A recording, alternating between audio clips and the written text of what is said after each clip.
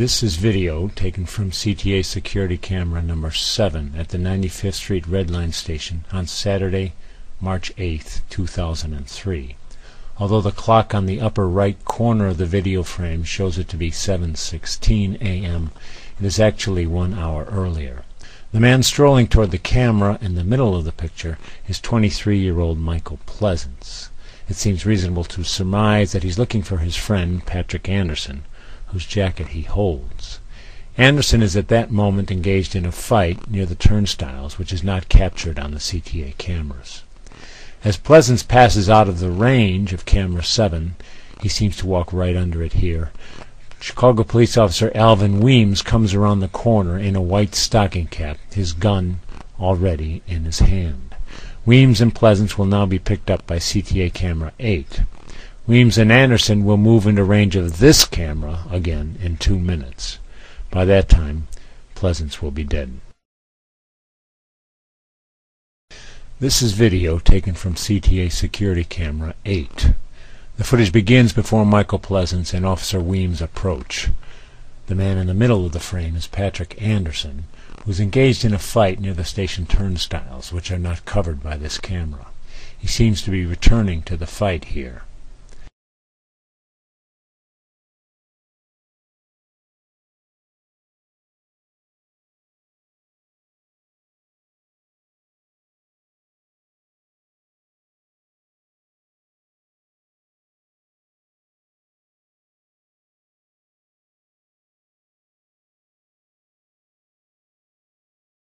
The man in the white jacket coming into view, his back to the camera, is 23-year-old Michael Pleasance, captured earlier walking down the corridor by camera 7. He holds Anderson's jacket. He's followed by Chicago police officer Alvin Weems, wearing a white stocking cap, and you'll see Weems has his gun out as he passes the elevator towards the fight. Weems, having approached the fight, now retreats and looks off in the distance, as if looking for reinforcements. Seeing none, he returns to the turnstiles. Weems has arrived late for work. He was supposed to have been in uniform and on duty at 6 a.m. In looking off in the distance, Weems may have been looking for his partner, police officer Donald Johnson, but Johnson is also late. He will not arrive until 6:45.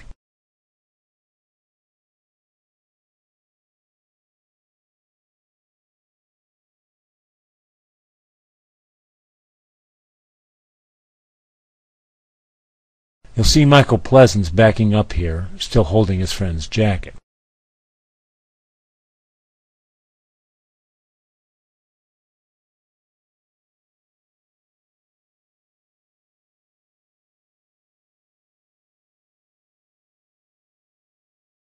Weems, having returned to the fight, will now emerge pushing Patrick Anderson toward the wall.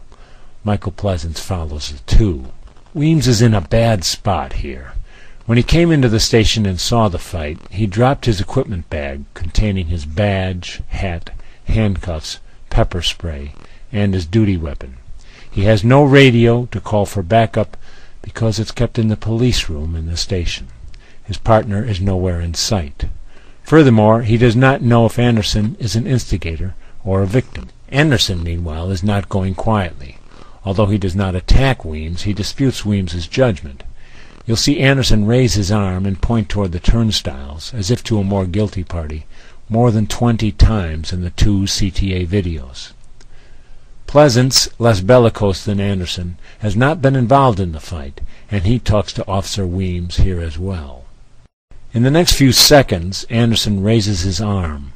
Pleasance does the same, seemingly either to point toward the turnstiles or to shield himself from his friend's arm.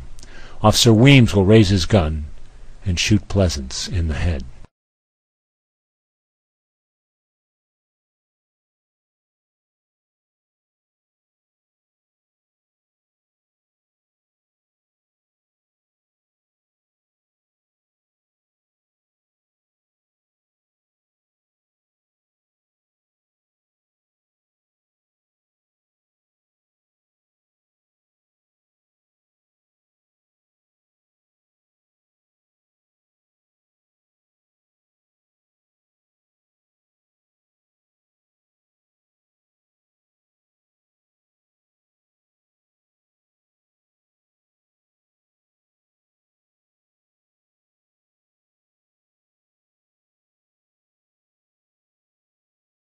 In a few seconds, Anderson and Weems will drop out of range of camera 8 and will reappear on camera 7, which will eventually show police arriving in response to 911 calls.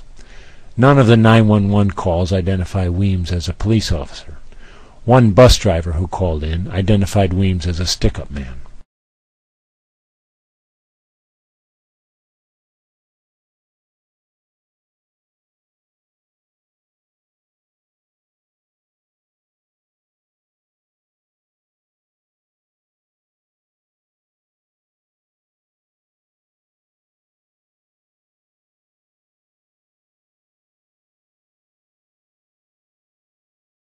Here you'll see Weems kick Anderson's leg out from underneath him. The two will briefly wrestle and then return to the positions they were in before. Police officers responding to 911 calls will eventually arrive on the scene. If you keep watching for another 2 minutes, you'll see officers exit a squad car, approach Weems and Anderson, and order Weems to put his gun on the floor. Anderson lays on the ground and is handcuffed relatively quickly. Weems is handcuffed about a minute later and is taken to the police room in the station. In police reports filed afterwards, Weems reported that Pleasance was one of the fighters at the turnstiles. Seemingly not knowing that this incident had been videotaped, Weems also said that just before the shooting he was surrounded by 4 or 5 men, including Pleasance, who threatened his life, and that it was only at that point that he drew his gun. Police detectives and commanders viewed this video after the shooting and claimed it supported Weems's statement. In her report on the incident, Assistant Deputy Superintendent Sandra Day said she had viewed this video and that it supported Weems's story that Pleasance had lunged and swung at Weems with a closed fist. Day's report makes no mention of the fact that Weems was late, and that had he and his partner been on time, properly clad and equipped, Pleasance would not have been shot. Area 2 detectives who investigated the shooting classified Michael Pleasance as a criminal assailant who attempted to disarm Weems. They concluded that the shooting was justifiable homicide. Police press spokesman Pat Camden described the incident to the press on the morning of the shooting. He said that Weems had been under siege from a group of men and was in fear of his life. "You've got 7 people attempting to take an individual in custody from a police officer," Camden said. "They were trying to defeat the arrest." The Office of Professional Standards sustained 10 charges against Weems, accusing him of lying, misusing his weapon, bringing discredit upon the department, and being late for work. They recommended that Weems be fired. Superintendent Phil Klein, who'd worked with Weems in the early 1990s, held a press conference in 2004, more than a year and a half after the shooting. He claimed Pleasance had attacked Weems, and that Weems, in trying to fend off Pleasance's hand, had raised the gun and accidentally fired. Klein made no mention of Weems's false testimony, of the fact that Weems was ill-equipped, of the Office of Professional Standards findings, or of the fact that the city had fought to keep the tape from being released. Klein suspended Weems for 30 days for having his finger on the trigger of his gun and for being tardy, though he didn't spell out what the consequences of that tardiness were. He made no mention of Weems's partner, Officer Donald Johnson, who finally showed up at 6:45. In 2005, Klein promoted Weems to detective.